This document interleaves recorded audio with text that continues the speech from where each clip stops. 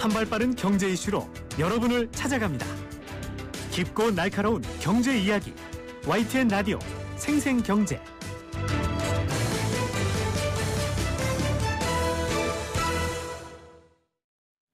네, YTN 라디오 생생경제 함께하고 계십니다. 알면서도 방심하며 속게 되는 게 바로 보이스피싱입니다. 앞으로 YTN 라디오 생생경제에서 준비한 이 코너와 함께라면 그 피해 예방하실 수 있을 것 같습니다. 금융감독원 불법금융대응단의 문성훈 수석주사역 전화 연결하도록 하겠습니다. 주사역님 안녕하세요. 네, 안녕하십니까. 네, 앞으로 이 시간에 이게 각종 피싱 사례들 관련한 유용한 정보들 전해주실 텐데요. 자, 네. 오늘은 첫 시간이니까 이 피싱 관련한 전체적인 좀 현황을 살펴보면 좋을 것 같습니다. 지난 한 해 동안 이 보이스피싱으로 입은 사례가 어느 정도인가요? 네, 작년에는 보이스피싱 피해 금액이 2,350억 정도로 2019년에 6,720억 원 대비 65%가 강합니다. 예. 17년 피해 금액이 2,430억 정도니까 피해는 약 3년 전 수준으로 대폭 감소했다라고 보시면 되겠습니다. 네. 그러니까 대폭 감소했다는 건 어떻게 보면 좋은 현상인데요. 감소할 수 있었던 특별한 계기가 있을까요? 네, 그동안 금융감독원은 보이스피싱 피해 예방 제도 개선이라던가 소비자 경보, 보도자료 배포, 금융교육 등 적극적으로 다방면의 피해 예방 노력을 기울여왔고, 네. 범정부적 차원에서도 관계부처 합동으로 적극적으로 피해 예방하거나 범인을 검거하려는 노력을 해온 결과가 아닐까 생각됩니다. 그리고 작년에 코로나19가 급속히 확산되면서 중국 등에 소재한 보이스피싱 범죄 조직 활동도 많이 위축되었던 것도 중요한 감소 사유의 하나로 볼 수 있을 것 같습니다. 그렇군요. 네, 하지만 저희가 보이스피싱을 경험을 하고 경험치가 쌓여도 또 새로운 방법들이 나오고 수법이 갈수록 진화하고 있기 때문에 방심할 수만은 없는 것 같습니다.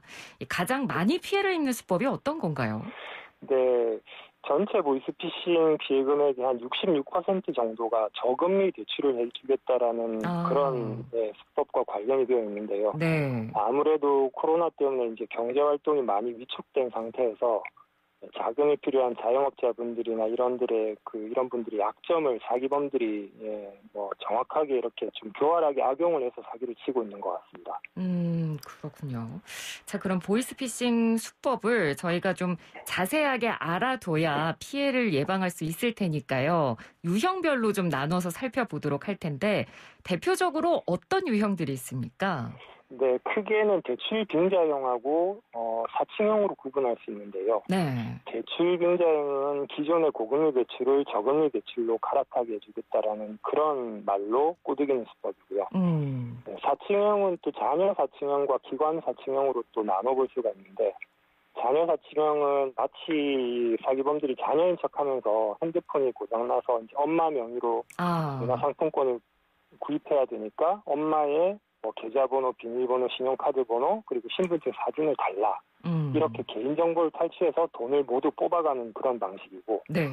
기관 사칭형은 검찰, 경찰 그런 수사기관들을 사칭해가지고 수사 과정에서 당신의 그런 불법 행위와 범죄 혐의가 발견됐으니까 수사에 협조하려면은, 그리고 당신의 결백을 증명하려면은 가진 돈을 모두 그 검찰이나 경찰에 안전 계좌로 보내라. 그렇게 하면 당신의 말을 믿어주겠다. 이렇게 해서 사기를 치는 수법입니다. 그러니까 가족이나 기관을 사칭하는 방법, 그리고 저금리로 대출을 해주겠다라는 방법, 이렇게 크게 두 가지로 나눌 수 있을 것 같은데, 네. 이게 또 연령대별로, 성별로 이렇게 특정 부분 취약한 피싱 그 유형이 있다고 하더라고요. 네, 그렇습니다. 네, 어떤가요? 그래서 지금 남성의 경우에는 40대, 50대 남성분들이 대출 빙자형 보이스피싱에 매우 취약한 걸로 나타났고요. 네.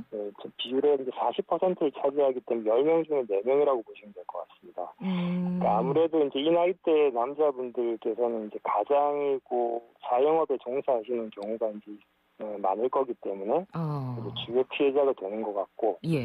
자금이 많이 필요한 상황에서 사기범들이 대출을 신규로 해주겠다라고 하거나 아니면은 기존 대출의 이자를 깎아주겠다, 저금리로 바꿔주겠다라고 하는 그런 수법에 쉽게 좀 피해를 당하시는 것 같습니다. 근데 네.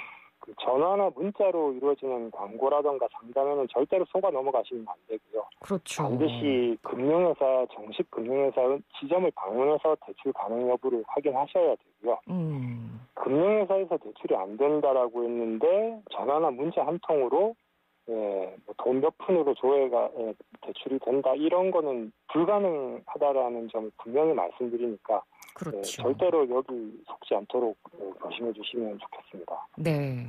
그러니까 뭐 이렇게 저희가 전반적으로 사례를 아무리 소개해드리고 위험성을 알려드려도 막상 전화를 받거나 문자 메시지를 받으면 좀 속거나 당하는 경우가 굉장히 많거든요. 그러니까 청취자 여러분께 뭐 보이스피싱을 당하지 않는 방법, 속지 않는 방법 좀 간략하게 팁을 주신다면요. 네. 첫 번째로 가장 중요한 출처가 불분명한 문자에 포함되어 있는 URL 주소를 클릭하지 않는 건데요. 네. 사기범들은 내가 사용하지도 않은 카드 결제 문자 또는 택배 배송 문자, 경품 당첨, 교통법규 위반, 이런 정부 지원금 수령 등 정말 무궁무진한 핑계로 불특정 다수에게 뿌려서 믿기에 걸려들기만을 바라고 있는데 그 링크를 클릭하면은 내 폰이 이제 사기범들이 마음대로 조종할 수 있는 폰이 되기 때문에 개인정보가 다 털리게 된다. 절대로 이런 문자는 클릭하지 마시고 그냥 바로 삭제해 주셔야 되고요. 네. 그리고 어떤 앱이 필요하다라면은 사기범들이 보내주는 앱을 그냥 설치하지 마시고 구글이나 애플의 그런 정식 앱 마켓을 통해서 앱을 설치해 주시면 되겠습니다. 네. 그리고 정상적인 금융회사는 아까 말씀드린 문자나 전화로 절대로 대출 여부를 알아봐 주겠다, 광고하겠다 이렇게 하지 않고 연체자, 무직자라도 대출이 가능하고 신용 등급이 상향될 수 있다라는 그런 허황된 말을 하지 않으니 이런 식의 문자 수법은 전부 100% 사기라고 생각해 주시면 되고요. 그리고 이 부분도 정말 중요한데 신분증, 사진, 계좌번호, 비밀번호 등 개인정보를 요구하거나 어떤 대출 작업비 명목으로 일정 수준의 이제 금전을 요구하는 경우에는 절대로 제공해서는 안 되고 전부 사기라고 생각하시면 됩니다. 네. 그래서 특히 요즘은 이제 오픈 뱅킹과 이런 수법들이 연계되다 보니까 그 사기범들이 피해자 명의로 대출까지 받아서 돈을 다 빼가는 그런 경우가 있기 때문에 절대로 개인정보를 제공해 주셔서는 안 되고요.